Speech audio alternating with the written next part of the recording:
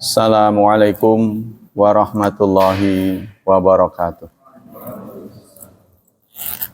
Innal hamdalillah nahmaduhu wa nasta'inuhu wa nastaghfiruh wa na'udzu billahi min syururi anfusina wa min sayyiati a'malina.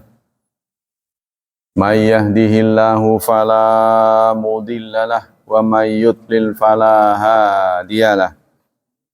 Asyhadu an la ilaha illallah wa asyhadu anna Muhammadan abduhu wa rasuluh la nabiyya ba'dah. Allahumma salli wa sallim ala nabiyyina Muhammad sallallahu alaihi wasallam wa ala alihi wa sahbihi wa man sara ala nahjihi ila yaumiddin, amma ba'd. Ayolah ikhwah, kita lanjutkan kajian tafsir. Kita kali ini akan membahas surat ke-7, suratul A'raf, ayat berapa? 40? Berapa Pak Mul? 44.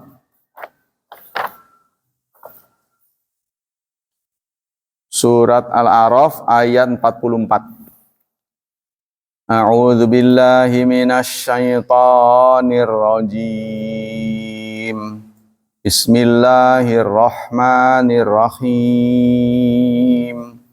Wa nada ashabul jannati ashaban nari an qad wajadna ma wa'adana rabbuna haqqan fahal wajadtum ma wa'ada rabbukum haqqan qalu na'am wa nada, dan berseru. Ya, ini munada namanya, nada, berseru. Kalau bahasa Betawinya gegeruan, berseru. Apa itu? Suara keras ya.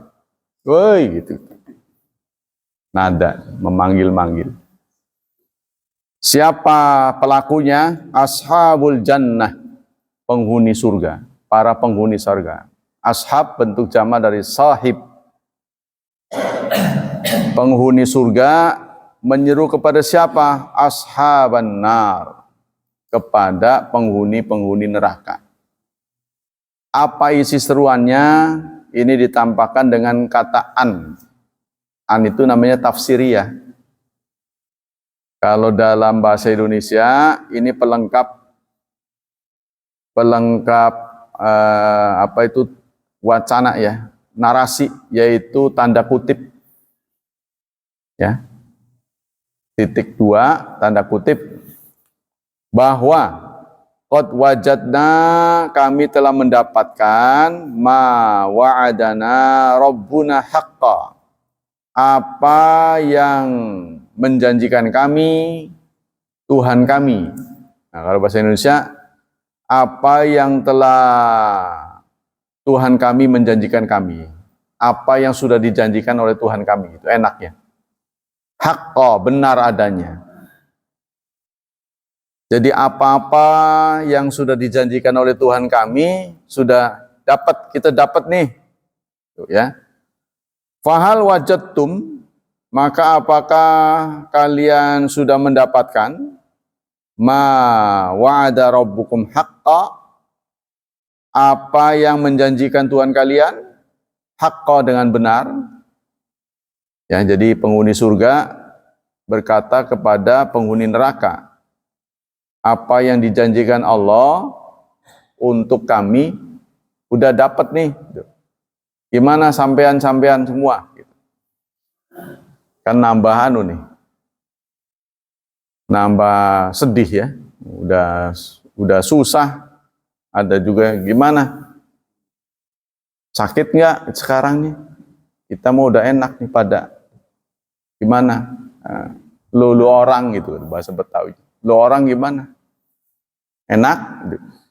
Gitu kan? Nah, itulah dialog antara ahli surga dan neraka.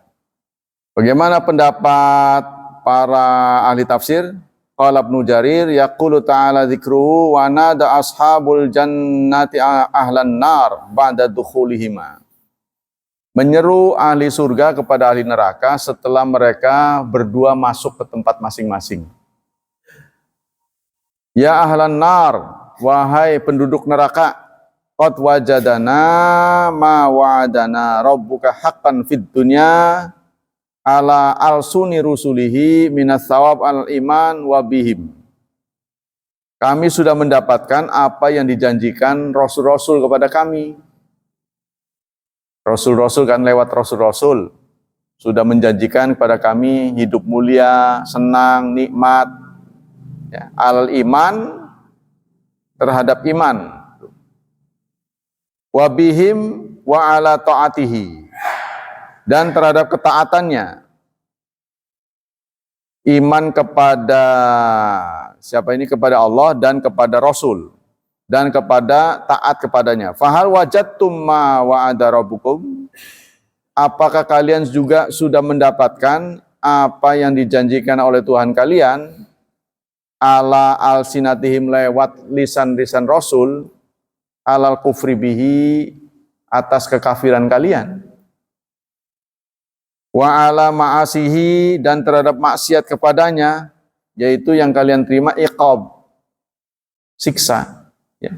Apa kalian juga sudah mendapatkan siksa yang pernah dituturkan oleh Rasul-Rasul karena kalian kafir? Fa'ajabahum ahlun nar. Maka ahli neraka menjawab na'am. Nggih, gitu. Pasti jawabannya nggak mungkin keras, ini kesakitan. Iya, gitu. Tapi kan susah menggambarkan dalam huruf ini. Ya. Suara diganti dengan huruf kan susah kan? Qad wajadna ma wa'ada rabbuna haqqa. Kami sudah mendapatkan apa yang dijanjikan. Kalau sesuatu yang dijanjikan tuh kalau nggak enak namanya diancam. Ya, kalau enak namanya janji. Tapi kalau nggak enak biasanya disebut dengan diancam. Apa-apa yang pernah disampaikan oleh Rasul berupa ancaman untuk mereka yang tidak taat. Sudah kalian dapati belum? Gitu. Ya, itu kata Ibnu Jarir. Kata Ibnu Katsir, yukhbiru ta'ala bima yakhataba bi alan nar ala taqri wa taubih. Allah mengkhabarkan tentang mukhatabah, percakapan ahli neraka, ahli surga dan ahli neraka, dalam rangka apa? Takri wa taubih, melecehkan. Ya, artinya menjatuhkan. Idza staqarru fi manazilihim, ketika mereka sudah menempati tempat masing-masing. An wa qad wajadna ma wa'adana rabbuna haqqan, bahwa kami sudah mendapatkan apa yang dijanjikan oleh Tuhan kami dengan benar. Semua janji-janjinya sudah dipenuhi. Karena Allah yang janji ya. Kalau janji kita sih ya banyak melesetnya. Ya. An hahuna mufassiratan lil qauli mahdhuf. An di sini adalah an tafsir. Ya, namanya tafsir. Jadi menafsirkan janjinya itu. Waqat li tahqiq. Qad tahqiq. Qad kalau masuk ke fi'il madhi namanya tahqiq. Ya, tahqiq itu apa itu? Menguatkan. Kalau ke mudhari namanya taklil. Taklil itu yang mengurangi. Kadang-kadang, qad ya. Ai qalu lahum, artinya mereka ahli neraka itu berkata kepada ahli surga, qad wajadna ma wa'adana rabbuka haqqan. Fahal wajadtum ma wa'ada rabbuka haqq? Qalu na'am. Mereka pun menjawab iya gitu. Kama akhbara ta'ala fi surati Safat. Seperti ini juga Allah sampaikan dalam surat Safat. Surat keberapa? 37 ya, satu surat setelah Yasin. Ayatnya berapa? Ayat 55. Fattala'a, satu saat seseorang, ini ittala'a ini mufrad, seseorang yang masuk surga nengok, ngedengok, apa bahasa Jawa? berkunjung, apa yang nggak panas? Ya wallahu a'lam itu. Ya mungkin ada lapisan ya, untuk ahli surga api itu nggak panas. Lalu dia menengok, kan namanya api besar itu dari jarak jauh aja udah Pak Hamdan udah tahu lah di bilet itu seberapa panas. Sampai punggungnya kasih kipas angin, depannya api, waduh. Tapi nanti di akhir bulan dapat gaji, ya kan? Kalau di sini mah ya di neraka nggak dapat gaji. Tuh ya. Fahal wajatum, ini dalam surat Shafat tadi surat 37 ayat 55. Lalu seseorang menengok neraka. Fara'ahu, lalu melihat temannya fi sawail jahim, di dalam kedalaman neraka.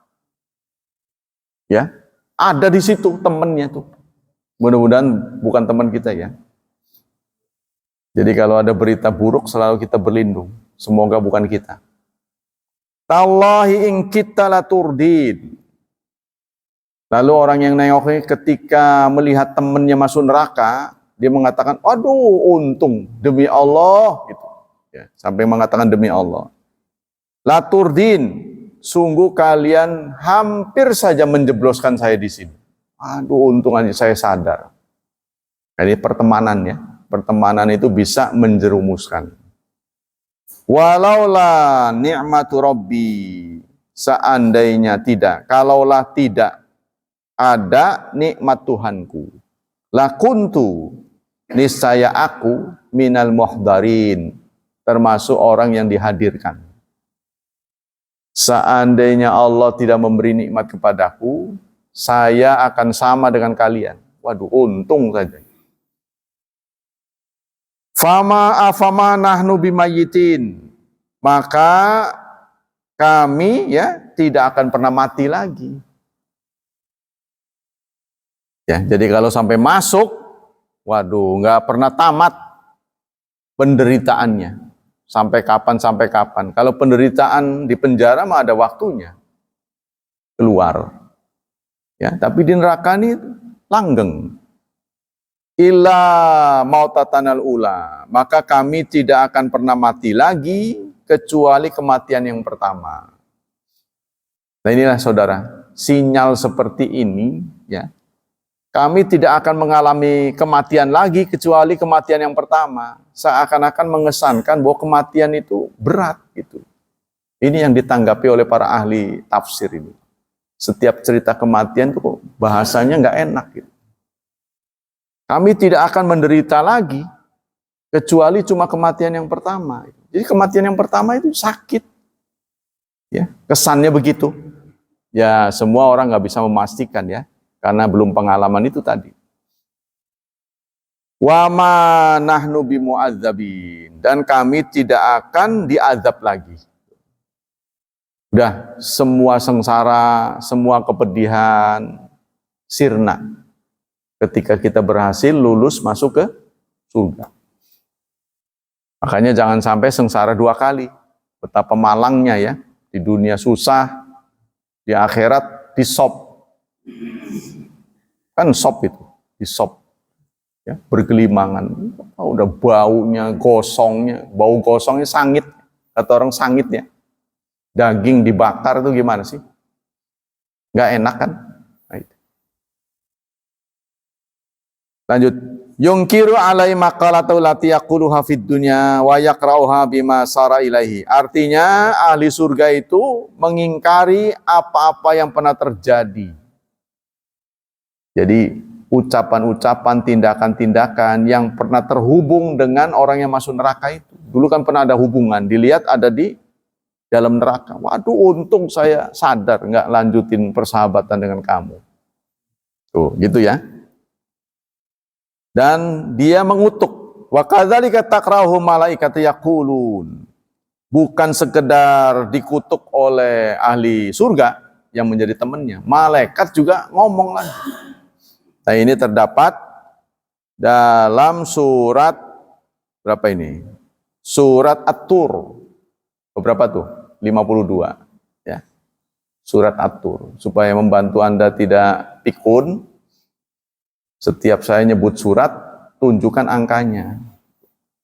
Cepat. Gitu. Kayak dulu waktu pasang itu, SDSP. Ada tabrakan, semua berkerumun. Tapi bukan nolong, dilihat platnya. Aduh. Platnya berapa? Di mistik, bolak-balik pasang. Nah, kau tahu ya pengalaman. Zaman dulu boleh. Apa kata malaikat? Ya, surat tadi, surat 52 ayat 14-15. Ayat 14 dan 15. Hadhihin narul lati kuntum biha tukadzibun. Inilah api, inilah neraka yang dulu kalian dustakan. Yang kalian dustakan maksudnya yang dulu bengen sira orang ngandel. Yang dulu kamu tidak percaya. Ini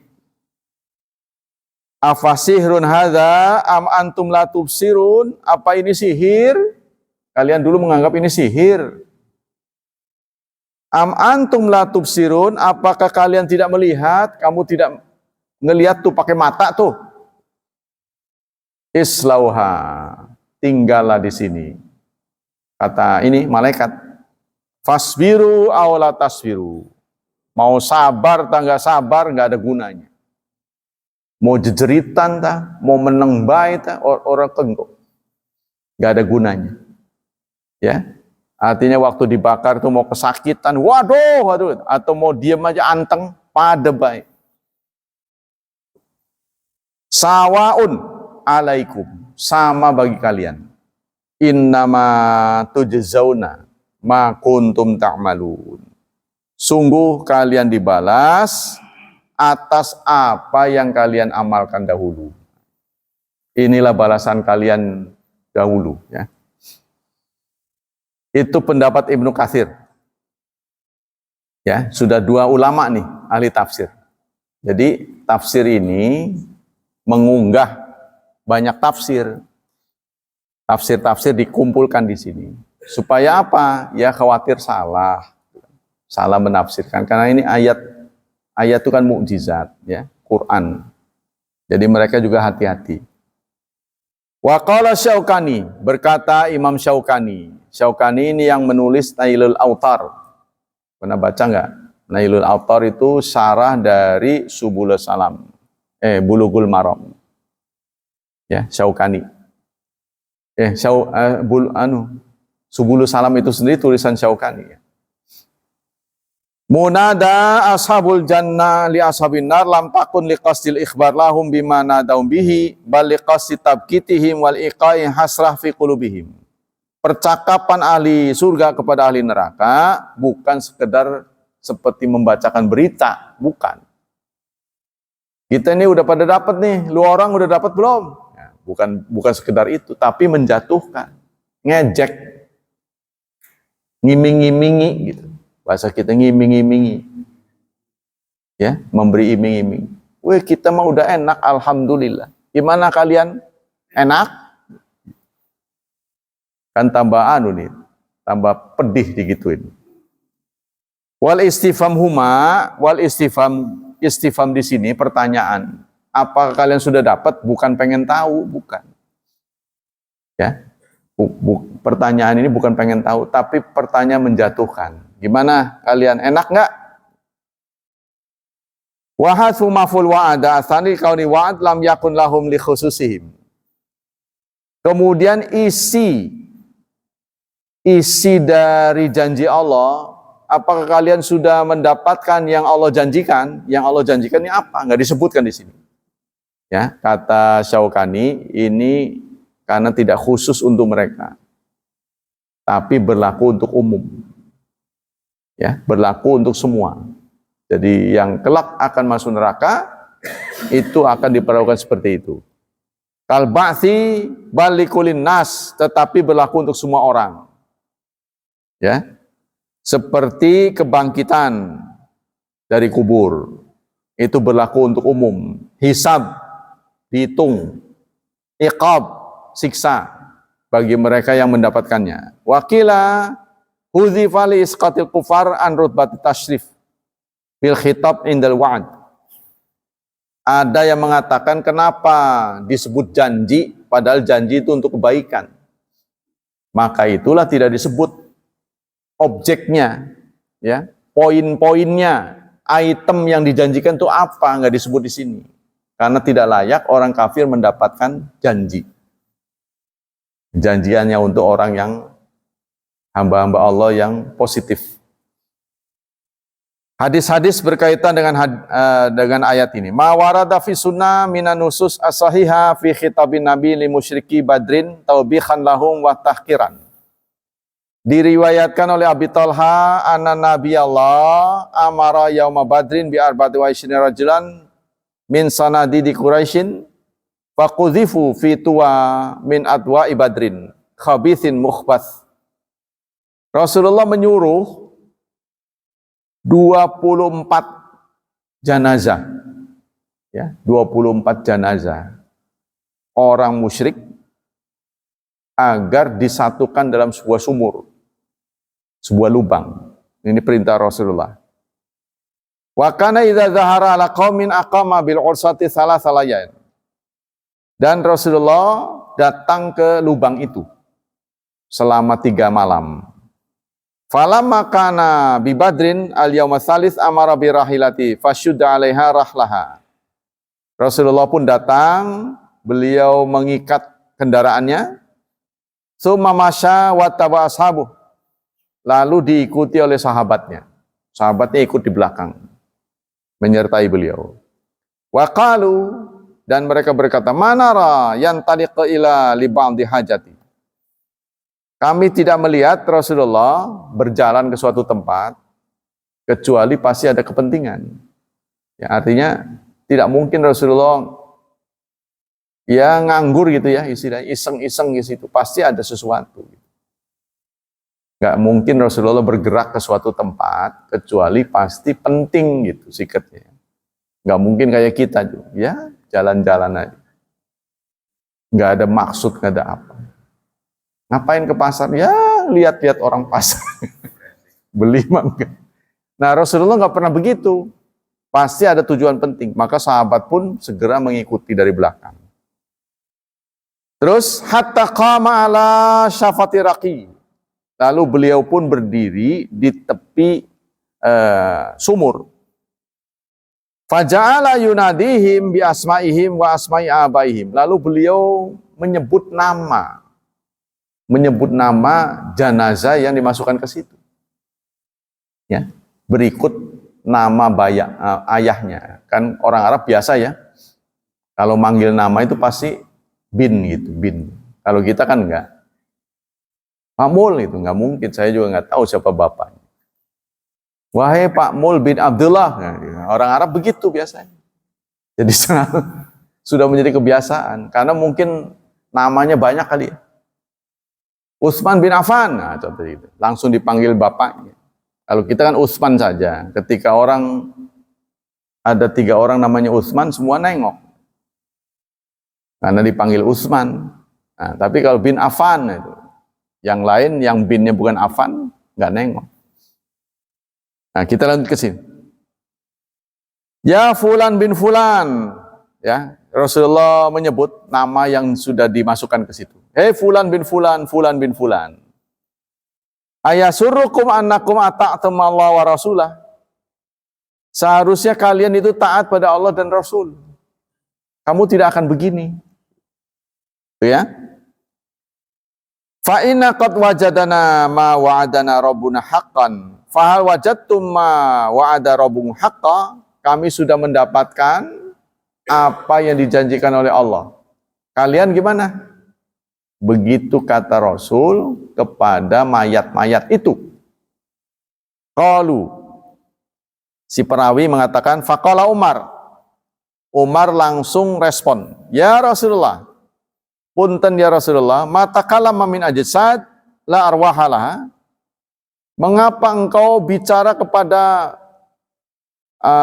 jenazah, kepada orang yang sudah mati? Kok diajak bicara? Kan sudah mati. Gitu. Nah, itu kata Umar. Anda bicara kepada jenazah. Faqala Rasulullah sallallahu alaihi wasallam. Lalu Rasulullah menjawab, "Walladzi nafsu Muhammad biyadih." Demi zat yang diri Muhammad ada di tangannya. Ma antum bi asma'a lima aqulu minhum. Mereka itu pendengarannya lebih tajam daripada kalian. Kata Rasulullah, mereka yang maksud itu ada jenazah itu. Jenazah itu lebih tajam pendengaran daripada kalian. Makanya memang perlakuan dalam ajaran Islam terhadap orang yang sudah mati itu mulia sebenarnya. Gak boleh diinjak. Kuburan tuh gak boleh diinjak. Kan kalau menurut penglihatan kita tanah-tanah juga sih. Ya kan? Tanah. Orang yang udah mati gak mungkin, waduh, gak mungkin begitu. Malah kalau dia ngejerit kita yang lari. Ya kan gitu kan? Lalu kita juga disunnahkan untuk salam. Assalamualaikum ya ahlal kubur. Salam wa ahlul kubur. Ngapain salam? Udah tahu nggak bakal dijawab. Ya kan? Tujuannya apa? Nah, itu karena ada sesuatu yang kita tidak tahu, alam gaib. Kata Rasulullah tadi, mereka pendengarannya lebih tajam daripada engkau. Ya, makanya ahli kubur perlu dikunjungi, ziarah tuh perlu. Cuma yang dikritik oleh manhaj salafus salih itu kan menentukan waktunya. Menentukan waktunya kenapa habis lebaran. Nah sekarang kalau kita habis lebaran ke kuburan kenapa? Ya yang penting jangan ada keyakinan bahwa sunnah ziarah tuh habis lebaran gitu loh. Yang penting nggak ada begitu. Tapi kalau kita sempatnya segitu, wong saya tinggalnya bukan di sini. Pas lagi berkunjung nyempetin ke situ, gitu kan? Asal bisa jawab aja. Enggak, sudah keluar dari keyakinan itu. Itu tuh. Jadi ilmu itu penting. Dari sisi bentuk lahirianya sama. Orang pada datang, ya, pada beli kembang. Nah kita juga datang. Tapi boleh jadi Allah lebih tahu niat kita. Kita kan dari luar kota, mumpung gitu kan ke situ. Jadi kalau nyempetin di tempat lain belum tentu sempat. Ya nggak apa-apa gitu. Asal tidak diyakini tadi sunnahnya ziarah ba'da lebaran, tuh kan? Kalau nggak lebaran sekalipun kalau sempat berkunjung ya berkunjung. Kan? Kuntu nahaitukum an ziyaratil kubur, kata Rasulullah. Saya dahulu melarang kalian ziarah. Al-an fazuruha. Sekarang silakan. Tapi tujuan dari ziarah harus tahu fa innaha tudzakkirukumul akhirah. Ziarah itu mengingatkan kamu bahwa kamu akan seperti dia. Gitu. Cuma waktu saja. Antum lana salaf wa nahnu lakum tubba. Engkau, kalian adalah senior kami, ya. Wa nahnu lakum tubba, kami junior. Ntar juga nyusul, tenang aja. Itu ya. Sunnahnya begitu. Nah, kita lanjutkan. Apa faedah hadis ini, kesimpulan dari hadis ini? Fi munadati sallallahu alaihi wasallam ashaba Qulaybi Badrin. Munadat, ya, artinya percakapan Rasulullah kepada penghuni kubur Badar, korban-korban perang Badar. Wa makhatabiyahum bima khataba bihi ba'da istiqram fil qalab alladzi qadhafu fihi taqri'un wa taubih. Itu dalam rangka menjatuhkan. Ya, artinya melungguh, negur, teguran keras. Gimana kalian enak? Makanya jangan suka nentang gitu. Oh ini kebenaran kok ditentang. Wa ziyadatu fi qarbihim, dan menambah kegalauan. Ya, mereka di kubur yang sudah disiksa ditambah dengan ucapan Nabi. Kama qala Qatadah ahyahumullah hatta asma'hum tawbihan wa niqmatan wa hasratan wa nadamatan. Menurut Qatadah, ya, menurut Qatadah, karena Rasulullah ini adalah punya mukjizat, maka pada saat beliau berkunjung itu Allah hidupkan. Orang yang sudah mati itu dihidupkan oleh Allah. Ini menurut Qatadah, tapi Qatadah ini nggak menyaksikan. Kata Qatadah. Dihidupkan, lalu diberi kesempatan untuk mendengar sabda Rasulullah sallallahu alaihi wasallam. Qala Ibnu Battal wa ala ta'wil Qatadah fuqaha a'imah wa jamat ahli sunnah. Banyak para ahli fikih, para imam sependapat dengan Qatadah. Ya, tidak mustahil di tangan Rasulullah yang mati bisa menjadi hidup. Kan kalau nabi yang mampu menghidupkan orang mati kan Nabi Isa. Semua mukjizat yang pernah dimiliki oleh nabi-nabi lain itu mampu dilakukan oleh Rasulullah. Cuma Rasulullahnya itu bukan orang yang sombong, sehingga mukjizatnya itu tidak terkesan spektakuler. Tapi kalau orang yang berilmu akan sadar mukjizat Rasulullah itu justru lebih besar, yaitu Al-Quran. Mukjizat yang diterima oleh semua para nabi habis, hilang setelah mereka tiada.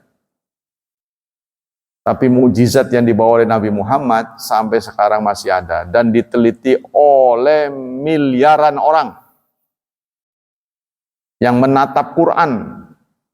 Ada yang menatap dengan curiga, ada yang menatap dengan keimanan, ada yang sekedar menatap. Jadi Quran itu tidak hanya dipelajari oleh umat Islam, tapi umat yang non-muslim.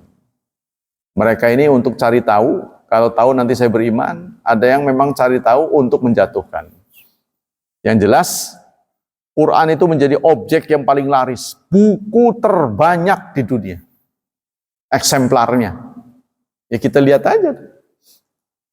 Mana ada sih buku dengan judul yang sama, isi yang sama, sampai puluhan. Quran tuh. Ikin pada. Coba kalau ada begitu, jualan apa ya? Pasti. Ya kan? Kalau ada majalah di sini, judulnya sama, isinya sama, berpuluh-puluh. Wah, jualan tak ini? Pasti begitu. Ini dalam setiap masjid. Belum lagi yang di rumah tangga. Satu kepala satu. Luar biasa banyaknya.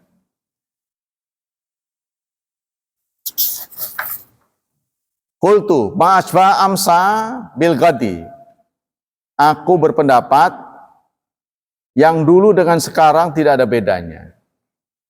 Fa inna subhanahu ahya haula kama qala Qatadah hatta asma'hum tawbihan wa niqmatan wa hasran wa dalla wa yataqal hadzal masyad ala nitaqin ausa hina yakhatibu ahlul jannah ahlan nar ba'da istiqrari kulli fariqin fi makani tawbihan wa niqmatan wa hasratan wa nadama. Fahal min mu'tabir. Kejadian ini ya tidak terbatas di zaman Nabi, bisa terulang-ulang. Nah, termasuk kita. Maka adakah orang yang mengambil ibarat? Adakah orang yang mengambil pelajaran? Adakah orang yang engeh bahwa kita akan seperti itu? Makanya menjadi ujian yang berat ya. Ujian yang berat yang kita hadapi ini adalah dalam mengimani yang gaib. Karena yang gaib itu sama sekali tidak bisa diakses. Kalau Anda dijanjikan oleh seseorang, pasti janjinya itu kan akan terrealisasi.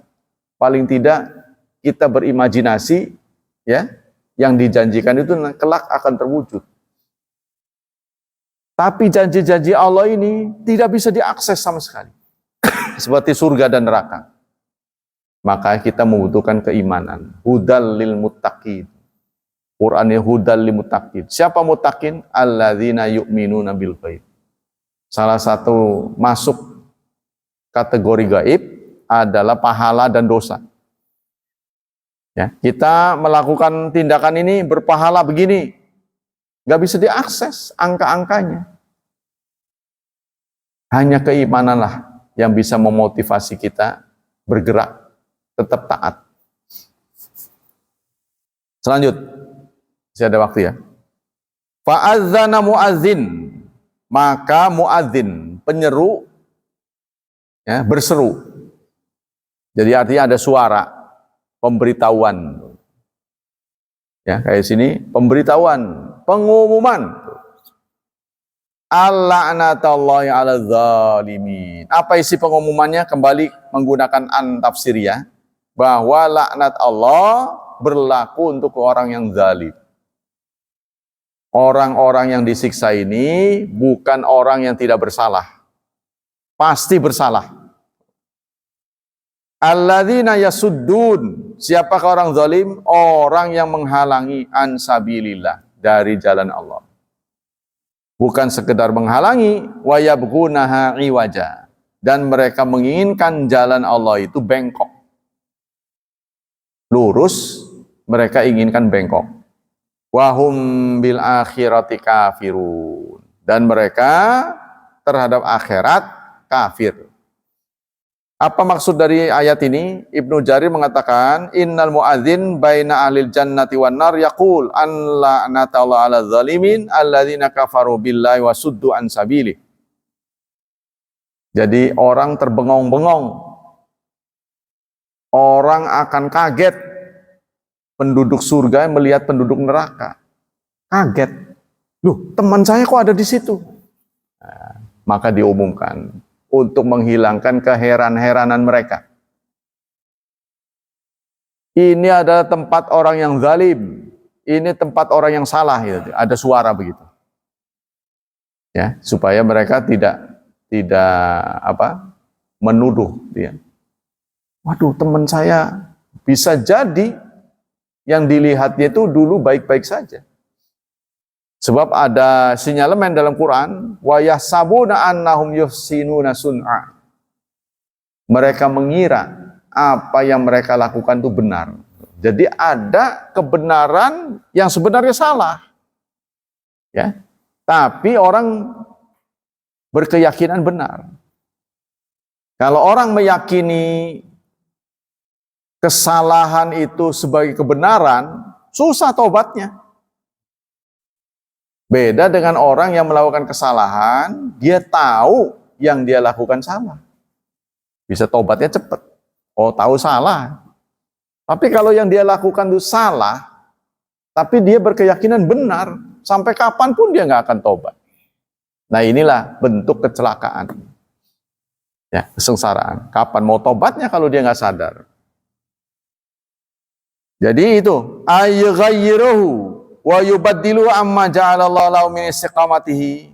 Mereka melakukan perubahan, tapi bukan perubahan dari yang tidak baik menjadi baik, malah merubah yang baik jadi buruk. Wa hum bil akhirati kafirun wa hum liqiyami sa'wal ba'tsul akhirah jahidun. Nah, mereka kafir, mereka tidak percaya terhadap tahapan-tahapan yang nanti akan dialami oleh orang yang masuk neraka. Nggak percaya. Nah, ternyata mereka mengalaminya di hadapannya. Ar-Razi mengatakan, ilam ana hadil ayat tadulu ana azalika muadzin au qa'ala anatallah ala man kana mausufan bi sifati arba'. Orang yang nanti akan diseru, ya, ini kriterianya ada 4. Pertama, zalim. Nah, tadi kan laknatullah ala zalimin. Pertama, orang zalim. Zalim itu apa? Zalim itu wat usai fi ghairi mahallih. Menempatkan sesuatu tidak pada tempatnya, maksudnya tidak proporsional. Jangan biasakan sikap zalim dari hal yang kecil. Contohnya Anda ingin membuka benda, ya, yang ditutup dengan kunci L, lalu dibuka dengan kunci min, itu zalim. Dalam bentuk kecil itu zalim. Akhirnya ledeh itu, soak. Itu hukuman kontan itu. Jangan biasakan begitu. Ya, sesuatu yang dirancang untuk ini dipakai itu, bukan peruntukannya, itu zalim. Kezaliman sudah terlalu banyak. Contohnya tamatannya tamatan apa, tapi diterimanya untuk apa? Bukan sesuai dengan jurusan. Sehingga kacau balau. Ya, nah ini penyebabnya begitu. Banyak penceramah yang tidak punya modal ilmu agama, cuma dari kutipan, sehingga cengengesan, nggak punya ilmu. Akhirnya juga zalim. Itu yang banyak di luar juga begitu. Akhirnya apa yang dia tuturkan menambah kezaliman lagi pada orang lain. Tuh satu yang zalim. Nah, ada 4 katanya, kata Ar-Razi. Yang kedua, mereka yasuddun, menolak, ya, menghalangi kebenaran. Yasuddun an sabilillah, menghalang-halangi kebenaran. Jadi yang akan menderita ini, ya, kriterianya adalah satu zalim, yang kedua menghalangi kebenaran. Yang ketiga, yabghunaha iwaja, dia menginginkannya bengkok. Selain menghalangi orang, dia juga punya keinginan bengkok. Ya, yang benar disalahin, yang salah dibenerin. Yang keempat, wahum bil akhirati kafirun. Mereka nggak percaya. Ya, kebenaran yang ditawarkan, yang disampaikan oleh Rasul, nggak dipercayai. Nah, jadi 4 orang yang mempunyai kriteria tadi, ya, itu akan mengalami nasib seperti itu. Dalam sebuah hadis yang dirawikan oleh Sofwan bin Muharris al-Mazini, beliau bercerita, bainama ana amshi ma Ibnu Umar, akhadha biyadi. Id arada rajulun faqala kaifa sami'tu Rasulullah fin najwa. Satu saat saya berjalan bersama Ibnu Umar. Ibnu Umar ini anaknya Umar. Lalu aku memegang tangannya. Ya. Ketika ada seorang laki-laki, aku memegang tangannya. Aku bertanya pada beliau, bagaimana engkau pernah mendengar Rasulullah dalam najwa, berbisik? Saya ingin dengar bagaimana pengalaman Anda, ya, bersama Rasulullah ketika berbisik. Sami itu Rasulullah yaqul. Rasulullah pernah bersabda. Maksudnya ada berita dari Rasulullah enggak? Karena kan Rasulullah kadang-kadang menyampaikan sabdanya itu orang demi orang, bukan banyakan. Ya, hanya orang tertentu yang beliau bisikin tuh. Nah, termasuk diantaranya Ibnu Umar. Bagaimana pengalaman Anda pernah mendapat sabda dari Rasulullah? Nah, suatu saat kata beliau, Rasulullah bersabda, Innallaha yutmil mu'min. Allah mendekati mukmin. Fayadau alaika nafahu yastarahu. Lalu Allah membuka kanaf. Kanaf itu tabirnya dibuka. Wa yasturuhu, lalu ditutup, dibuka dan ditutup. Jadi ada mukmin yang ditempatkan di suatu ruangan untuk diproses oleh Allah. Allah pun datang. Allah datang ke sini, dibuka, lalu ditutup lagi supaya orang lain nggak masuk. Ya. Fayaqulu ata'rifu dzamba kadza. Kamu pernah merasakan nggak pernah berbuat dosa seperti ini? Ya, maksudnya begini, ada orang yang disidang oleh Allah, orang itu merasa ingat pernah berbuat dosa sesuatu, tapi kok nggak ada catatannya. Setelah dibeberkan tuh oleh malaikat, untung gitu kan, nggak ada catatan tuh. Saya dulu pernah melakukan perbuatan tercela, nggak ada catatannya. Ternyata Allah datang menegur. Benar kamu pernah melakukan ini? Dibuka oleh Allah. Waduh, ketahuan. Itu kan? Lalu orang itu pun menjawab, benar ya Tuhan. Na'am ay Rabbi hatta idza qararu bidzunubi. Sehingga semua catatan itu diakui. Ini iya. Ini gali mau wakeh tuh. Kan? Catatan itu tidak dibeberkan oleh malaikat. Waktu hisab itu tidak dibeberkan. Kan dia merasa beruntung. Aduh, untung dulu tuh. Ternyata diberitahu oleh Allah, tapi dalam ruang khusus. Ceritanya begitu.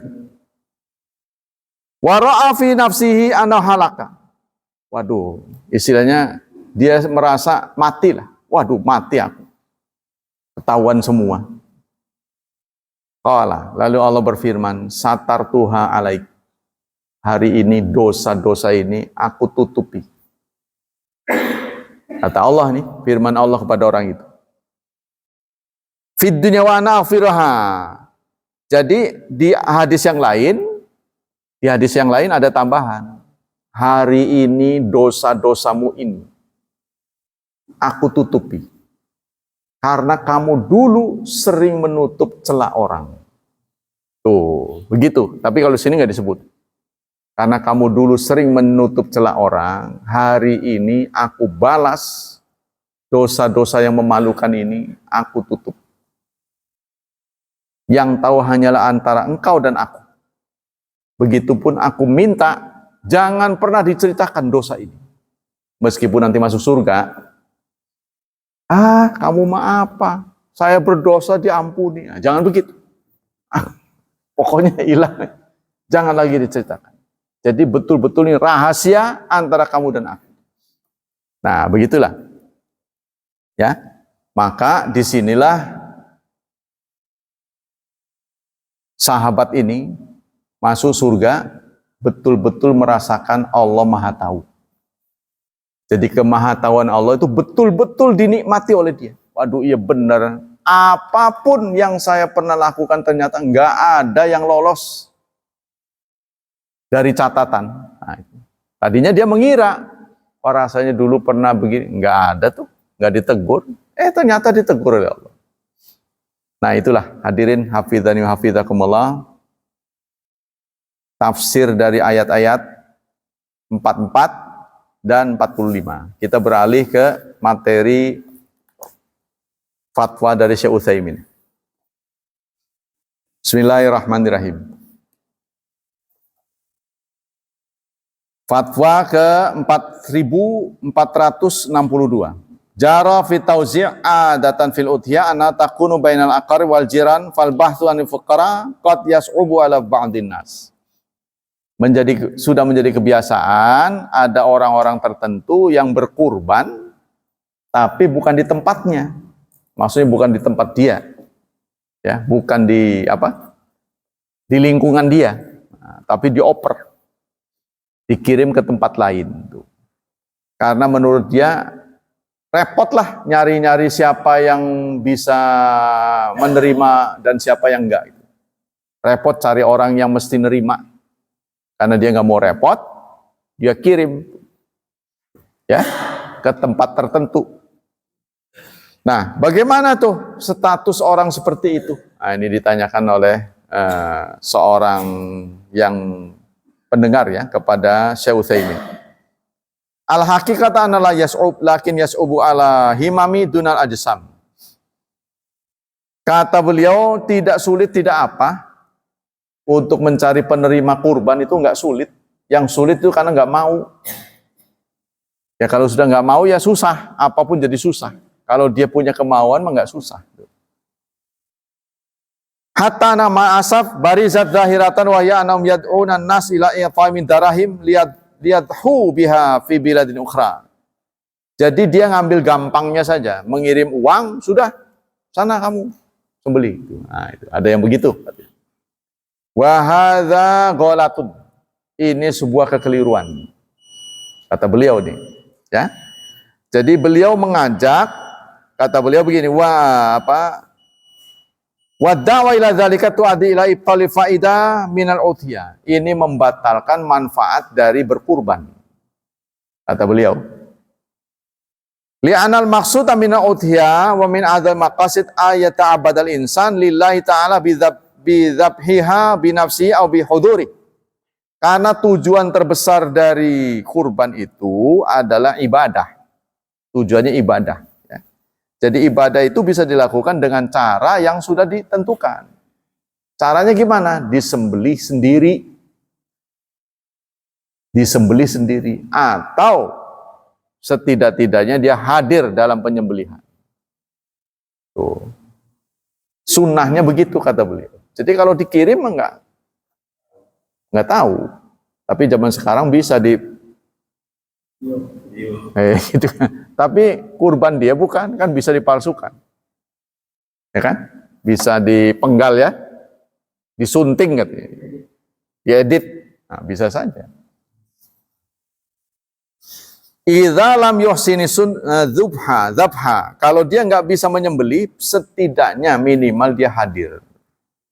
Wa bi ayat qurasmallah 'alaiha, dan dia juga harus menyebut nama Allah kan.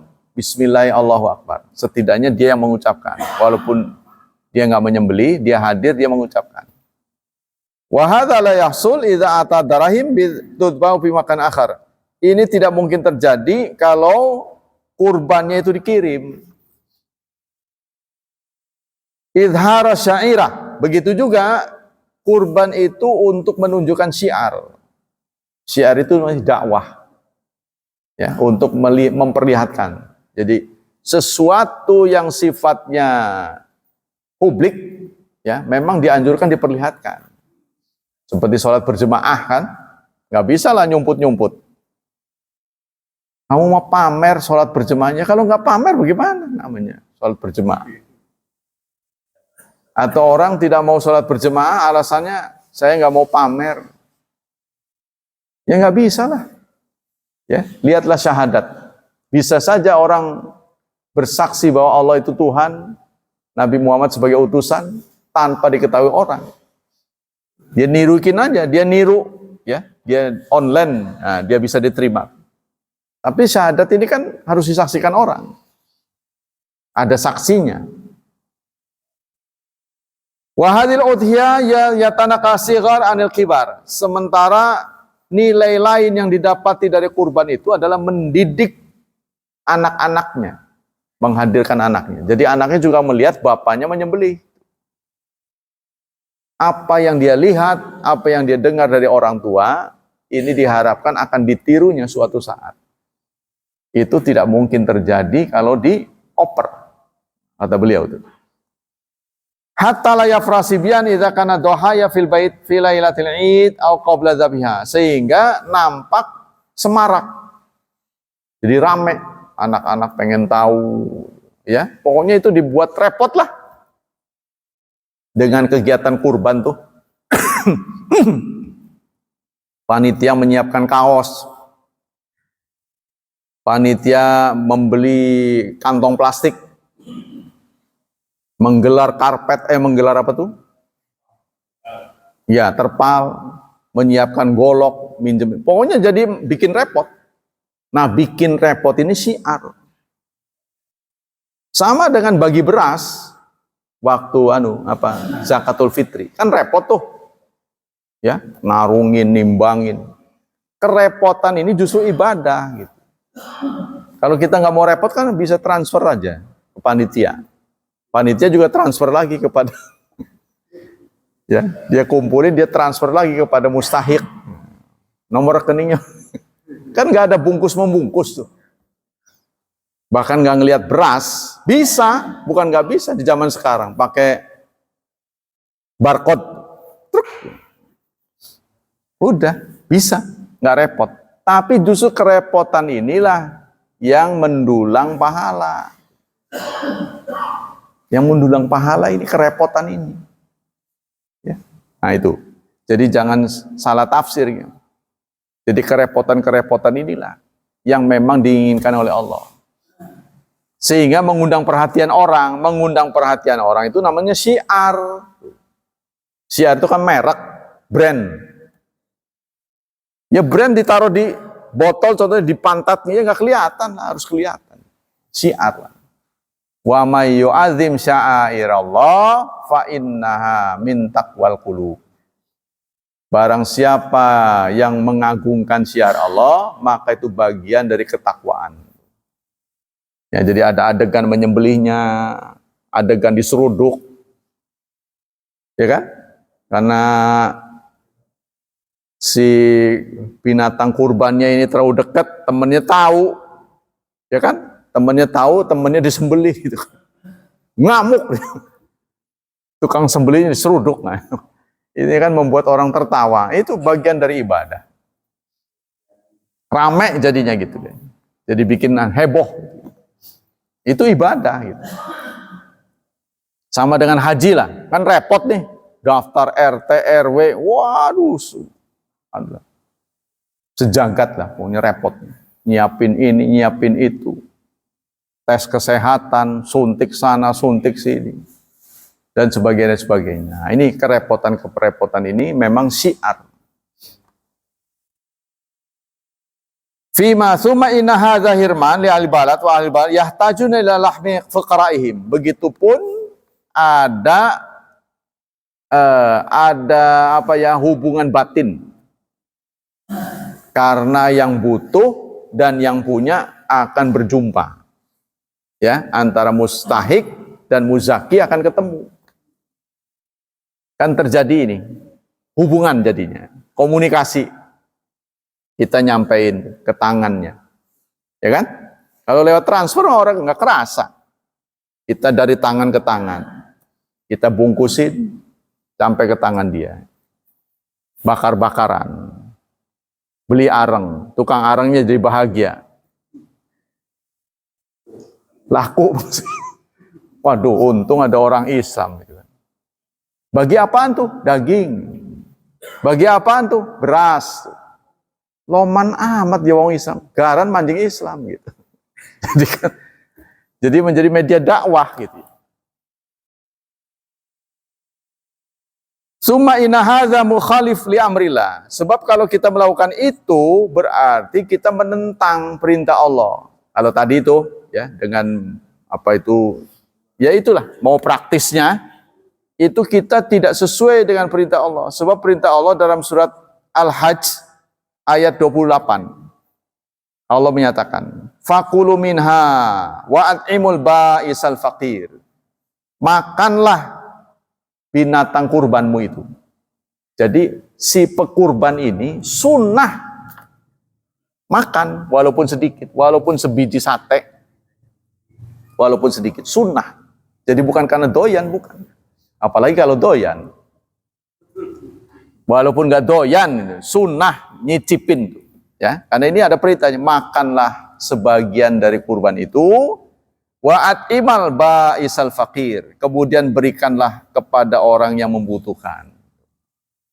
Wala yumkin ayyakula minha. Nah, ini dicontohkan oleh Rasulullah saat haji wada. Rasulullah itu menyembelih unta 100 ekor. Layakkah kita sebut Rasulullah orang miskin? Kita menyembelih satu aja udah dianggap kaya. Onta itu kan kalau sapi sekarang 30 ya. Onta itu sekitar 40 juta seekornya. Itu pun onta yang nggak begitu bagus-bagus amat. Yang paling mahal itu onta merah. Makanya sering disebut oleh Rasulullah, suatu perbuatan lebih berharga daripada onta merah. Karena onta yang paling mahal itu merah. Ya kita jarang tahu lah yang bagus kayak apa itu, pokoknya onta merah. Ya, yang paling mahal itu onta merah. Nah, Rasulullah itu pernah menyembelih 100 onta pada haji wada. Beliau menanganinya 63 onta, beliau sembelih sendiri. Waduh, bukan kakek-kakek ini. Bukan kaleng-kaleng Rasulullah. 63 ekor onta disembelih sendiri. Sisanya beliau menyuruh Ali. Ali kan anak muda. Ya. Jadi bukan kaleng-kaleng Rasulullah. Kuat. Nah, jadi pandangan-pandangan seperti ini tidak benar. Jangan mengirim begitu. Sementara orang-orang miskin itu langsung membacakan doa. Ya Allah, orang ini sudah baik, semoga rezekinya diberkahi oleh Allah. Si penerima tuh, kalau dikirim ke sana, belum kita, ya memang kita nggak buruk sangka sih, memang dia berdoa, tapi kan kita nggak langsung, gitu kan? Sebab kita perlu juga menyantuni orang di sekitar kita untuk menurunkan angka kejahatan. Contohnya kita kaya nih, buahnya rendel, ya orang yang di sekitar itu malas mau nyuri itu. Udah ngapain harus nyuri, dia mau baik, ntar juga dibagi. Nah, gitu tuh. Ya kan? Tapi kalau nggak pernah lihat berbaginya, udah serang aja gitu kan. Pasti begitu. Jadi orang yang berniat jahat itu akan mewujudkan kejahatannya. Tapi kalau orang tahu dia orang baik, ngapain kita ganggu dia orang baik? Nah, begitu. Itu tujuan daripada kita sosial. Bentar lagi. Wa kaifa yaqul insan min utiyati tab'udu anhu amyalan wa masafat baida summa inna hadid darahim allati tu'tiha man tu'tiha minal ladzi yajma'un. Lagi pula, apakah kita yakin dengan diposting ke tempat lain itu mereka akan amanah? Yakin. Kalau kita biasa menunjuk seseorang yang dekat, kan kita sudah tahu si A, si B, si C. Orangnya amanah, udah percaya aja. Ya memang sih kita nggak perlu seladak selidik itu kan. Setelah kita beri ya udah. Sampein nggak ya? Sampein nggak? Ya nggak perlu selidik sih. Sebab itu buruk sangka. Tapi kalau kita tidak yakin, lebih baik cari yang yakin. Nah yang dekat itu pasti kita yakin. Ya. Hal tadri atakau fi yadi amin alim arif bi ahkamil udhiyah. Dia apakah yakin bahwa kurbannya itu akan ditangani oleh orang yang ngerti hukum? Contohnya cara penyembeliannya takutnya salah, tahu nggak? Yakin sana benar, ya. Qad yazbahu walanyan hardam, atau jangan-jangan disembelinya bukan di hari yang tepat, karena terlalu banyak yang disembeli, udahlah, ini buat minggu depan aja, eman, ya kan? Qad yu'ti al-aghniya duna fuqara, atau boleh jadi dia berikan kepada orang yang tidak berhak. Skala prioritasnya, ya kan? Qad yazbahu malam tahlusin, atau dia menyembelih hewan yang belum mencukupi umur. Pupak, belum pupak. Itu ditandai dengan ompong ya. Giginya belum tanggal, berarti belum cukup umur. Itu kan tidak sah. Atau boleh jadi hewan yang dikurbankan itu cacat. Nah, demikianlah hadirin, waktunya habis. Singkatnya, Syekh Utsaimin menganjurkan kalau bisa, ya, kalau bisa sembelih di lingkungan sendiri, sepanjang tidak ada kejadian yang beda. Nah, yang emergensi ya, contohnya ada musibah di tempat tertentu, ya kita sepakati ya, kita oper ke sana karena mereka lebih membutuhkan, bencana alam, ya kan? Apakah yang mati mengaminkan? Tidak bisa mengaminkan, karena mengaminkan doa itu amal saleh. Idza mata ibnu Adam inqata amalu. Apabila anak Adam wafat, maka putus amalnya. Sudah tidak bisa berbuat baik lagi. Sebab kalau dia bisa, pasti salam pun dijawab. Assalamualaikum ya al-kubur. Waalaikumsalam, pasti dijawab. Itu sebabnya dia nggak bisa menjawab salam, karena menjawab salam itu amal, kan sudah putus, gitu Pak. Cuma dia dengar. Nah itu ya, betapa bahagianya orang tua kita kalau kita kunjungi, suara kita ada, aja menang baik, diwakilkan kepada juru kunci, kan gitu kan? Ya kan? Ustadz yang suruh, kan berarti suara ustadznya, orang tua kita nggak dengar suara kita. Suarakan dah. Dia dengar. Itu Pak. Nanti ada hadis yang menjelaskan suatu saat angka kebaikan orang yang sudah meninggal nambah. Dia nanya, loh kok nambah? Padahal saya kan sudah pasif. Ini anakmu berbuat saleh. Waduh, betapa senangnya anakku. Itulah sebabnya. Ya. Waladin salihin yad'ulahu, bukan sebatas berdoa, tapi ketika anak ini menjadi kontroversi, apakah anak saya sedekah nih, saya niatkan kalau diterima pemberian air saya ini tolong pahalanya untuk ayah saya. Apakah perlu ngomong? Ini ulama berbeda pendapat. Atau otomatis setiap kita beramal dia dapat. Seperti multi level. Kan nggak perlu ngomong. Begitu dia bekerja, dapat. Bekerja, dapat. Karena kita bagian dari orang tua. Gitu. Ini beda di situnya saja. Dan ini nggak bisa dibuktikan karena yang menilai ini nggak bisa merasakan, kan belum mati. Ulama-ulama ini ya wajar dia bisa begini bisa begitu. Jadi yang jelas dalam hadis, orang yang sudah meninggal suatu saat angka di rekeningnya nambah. Dia heran, kok saya kan sudah pasif saya. Ini anakmu. Katanya begitu. Makanya kita dorong anak kita untuk berbuat baik. Itu Pak. Jadi nggak bisa berbuat lagi, ya. Mendoakan nggak bisa, karena itu bagian dari amal saleh. Amal saleh itu ya hanya bisa nerima, dia nggak bisa begitu. Ya, dia bisa narik tapi dia nggak bisa setor. Itu Pak. Gimana? Gimana, kurang dengar? Nggak punya anak. Ya dia mengasuh anak. Ketika meninggal ya. Iya. Ya kan ada 3 cara tadi. Sodakotin jariyah, sedekah jariyah. Bisa juga dia ngasuh anak kan? Kan sedekah juga kan? Ya. Nanti anak itu mendoakan dia. Dia mengasuh anak, dia membiayai anak yatim apa. Nanti anak ini kan besar mendoakan dia. Walaupun tidak ada hubungan darah, sesama muslim tuh nyampe.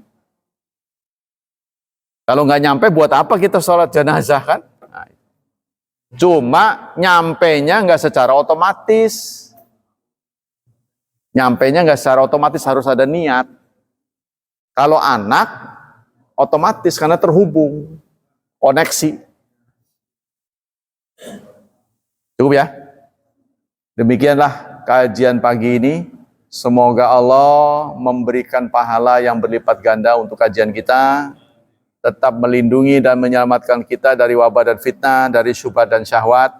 Dan khusus kepada anak-anak kita doakan semoga Allah memudahkan hidup mereka, senantiasa memberkahi, dan menakdirkan mereka menjadi hambanya yang salih dan salihat. Subhanakallahumma bihamdik, asyhadu an la ilaha illa anta astaghfiruka wa atubu ilaik. Wassalamualaikum warahmatullahi wabarakatuh.